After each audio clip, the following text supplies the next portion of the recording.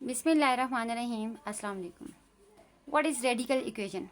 An equation in which the variable appears in one or more radicand is called a radical equation. For example, under the root x plus 5 is equals to 3, under root 2x plus 6 is equals to under root x plus 5. देखिए इसने क्या कहा है, variables radicand में हो, square root के अंदर जो टर्म होती है वो हमारे पास रेडिकेंड निकलाता है, और अननोन जो है वो हमारे पास स्क्वायर रूट के अंदर हो. फॉर एग्जांपल जैसा कि मैं आपके पास लिखती हूँ under root 6 plus x is equals to 2. It is not a radical equation. आप देख सकते हैं यहाँ पे जो वेरिएबल है वो रेडिकेंड नहीं है, ठीक है, वो स्क्वायर रूट के अंदर नहीं है. Next it is extraneous root. जब हम रेडिकल इक्वेशन को सिंप्लीफाई करते हैं तो समटाइम्स हमारे पास रूट एक्सट्रेनियस रूट होते हैं. तो ये कौन से रूट्स हैं? When we take square of both sides of a radical equation sometimes we get roots which do not satisfy the given equation. Such roots are called extraneous roots. For example, like equation under the root x plus 6 is equal to minus 11 has no solution set because this equation is not true for any values of x. On the other hand, under the root x plus 6 is equal to 11 has solution set. अब मैं आपको simplify करके बताती हूँ कि कैसे इसके root के आगे हमारे पास नेगेटिव टर्म आती है तो उसका सोल्यूशन सेट नहीं होता है, और जिसके रूट के आगे पॉजिटिव टर्म आए तो उसका हमारे पास सोल्यूशन सेट होता है. इसी को मैं आप सिंप्लीफाई करके बताती हूँ कि कौन से एक्सट्रेनियस रूट हैं और किसका सोल्यूशन सेट आता है. ओके, मैं आपके सामने 2 एग्जांपल्स लेती हूँ. फॉर एग्जांपल फर्स्ट वन है हमारे पास under root x plus 5 is equals to plus 3. इसी तरह से दूसरी जो एग्जांपल लेती हूँ वो है under root x plus 5 is equals to minus 3. ठीक है, रेडिकल्स के आगे डायरेक्ट पॉजिटिव नंबर लिए और रेडिकल्स के आगे डायरेक्ट नेगेटिव नंबर लिए. ठीक है, पहले हम पॉजिटिव नंबर को सिंप्लीफाई करते हैं. First we finishing the square root by taking square on both side. Taking square on both side. अब स्क्वायर रूट आप देख सकते हैं आपस में एलिमिनेट हो रहा है. रिमेनिंग हमारे पास क्या रहा, x plus 5 is equals to 3 square is 9. Now we find the value of x finishing plus 5 by subtracting 5 on both sides. So x plus 5 minus 5 is equals to 9 minus 5. Plus 5 and minus 5 both are eliminated. Remaining is x is equals to 4. x की value हमारे पास आ चुकी है, x is equals to 4. अब now we verify.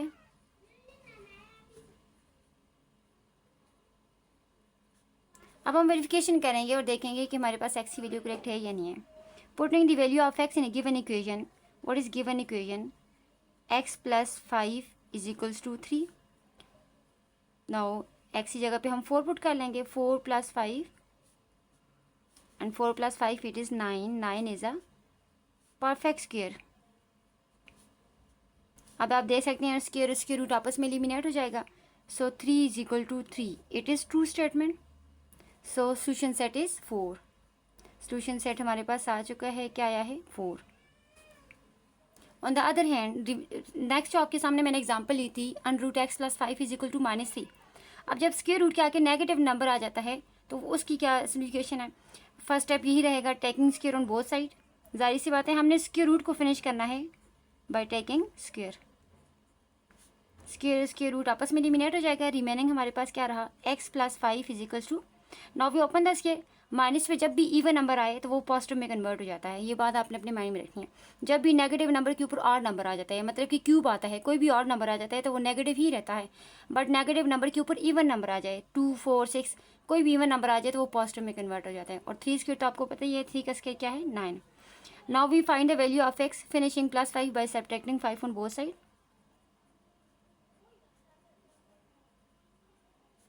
Plus 5 and minus 5 both are eliminate. So remaining is x is equals to 4. It is the value of x. Now we verify. अब हम check करेंगे कि आया जो हमारे पास x की value है वो करेक्ट है या नहीं है. Now we verify.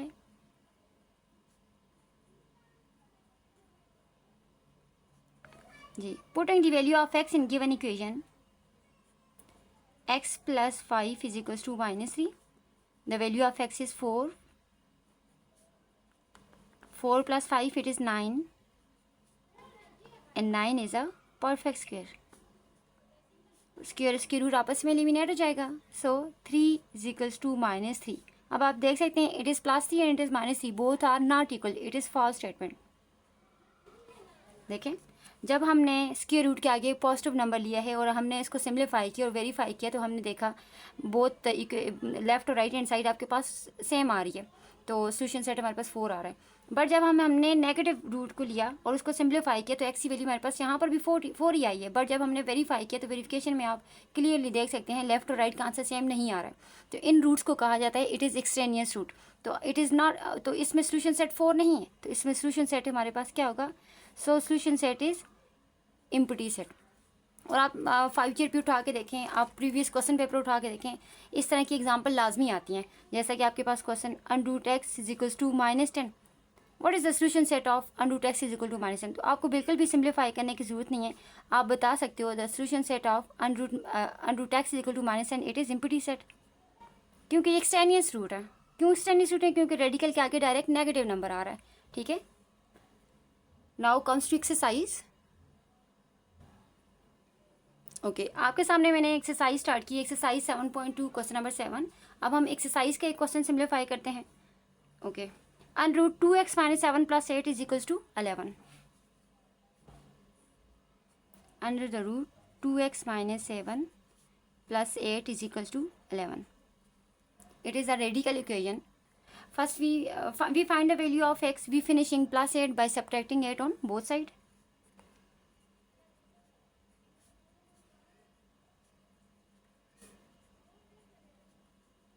देखिए आपके पास एलिमिनेट हो गया, लाइक टर्म्स और ऑपोजिट सिंबल्स वो आपस में एलिमिनेट हो जाती हैं। सो √2x - 7 इज इक्वल्स टू 11 में से 8 माइनस करेंगे तो हमारे पास क्या आ जाएगा?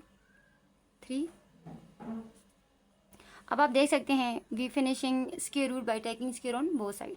अब आप देखते हैं जैसा कि रेडिकल के बाहर +8 था तो हमने सबसे पहले उसी को सिम्प्लीफाई किया। अब रेडिकल के बाहर कोई भी एक्स्ट्रा नंबर नहीं है तो अब हम स्क्वायर रूट को फिनिश कर सकते हैं by taking square on both side.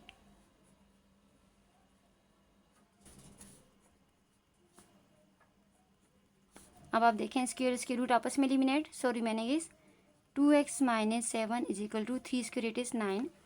अब देखें आपके पास स्क्वायर रूट फिनिश हो चुका है। Now we find the value of x by first सबसे पहले हम फिनिश करेंगे -7 को। -7 का ऑपोजिट क्या है? Adding 7 on both side.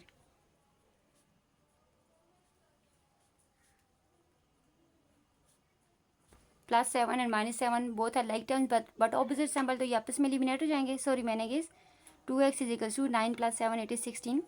We find the value of x finishing 2 और x का रिलेशन आपस में क्या है? मल्टीप्लाई का है। तो मल्टीप्लाई कैसे फिनिश होता है? By dividing 2 on both side. So 2 और 8 को एलिमिनेट करें, 1 time 2 is 2 and 8 time 2 is 16। So the value of x is 8। ठीक है, आपके पास 8 की वैल्यू आ चुकी है। Now we verify. अब हम अपने आंसर को चेक करेंगे by verification.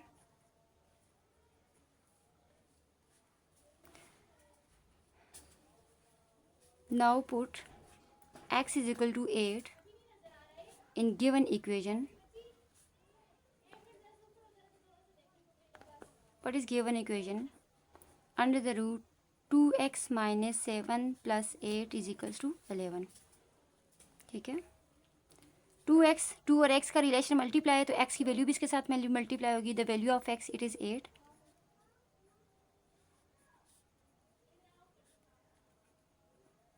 Now we simplify. 2 times 8 it is 16. Now we subtract.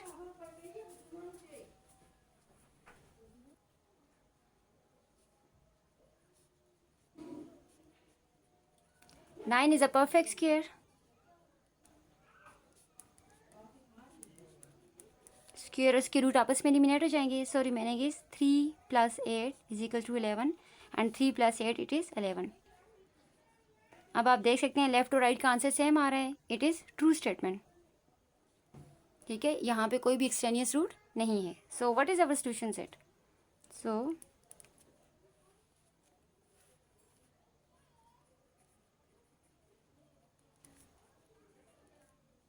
Solution set is 4। ठीक है, आप देख सकते हैं सोल्यूशन के साथ हमने सेट का वर्ड यूज़ किया है। तो जब भी सेट लिखा जाता है वहाँ पे कर्ली ब्रैकेट लाजमी अप्लाई करते हैं। अगर मैं यहाँ पे सिर्फ लिखूँ सो सोल्यूशन सेट इज़ तो जस्ट मैं 4 लिखूँगी, बट मैंने साथ में सेट यूज़ किया है तो कर्ली ब्रैकेट मस्ट है। ठीक है, जैसा कि हम पेयर्स राइट करते हैं, जब हम पेयर्स राइट करते हैं तो पेयर्स में हम राउंड ब्रैकेट अप्लाई करते हैं, और जब सोल्यूशन सेट लिखते हैं तो वहाँ पर कर्ली ब्रैकेट अप्लाई की जाती है। ठीक है, थैंक्स।